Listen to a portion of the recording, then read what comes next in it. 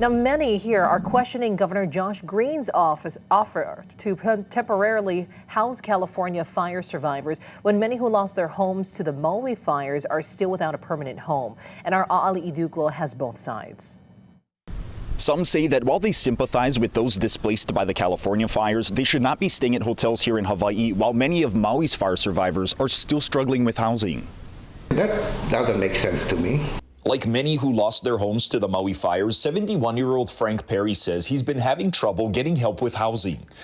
Perry was told he doesn't qualify for some FEMA programs, and he says while he knows those in California need help, he too is in need more than a year after Maui's tragedies.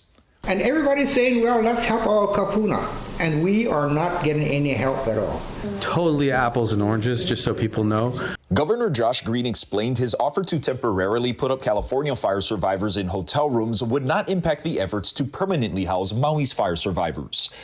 Green adds housing those displaced in Los Angeles would not cost the state anything, as disaster insurance and FEMA funding would cover any expenses.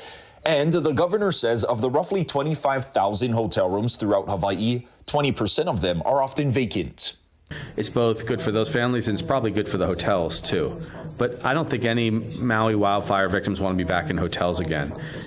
They want to be in permanent housing. As for Perry, the Lahaina native did not want to speak up, but he felt he was at his wit's end.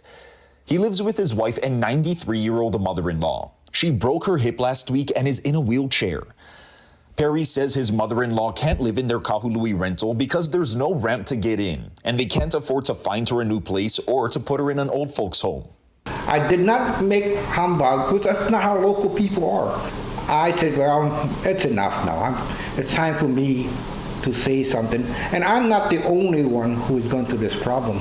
We reached out to FEMA for comment on Perry's situation, and we're waiting to hear back. Aali Iduklo, Island News.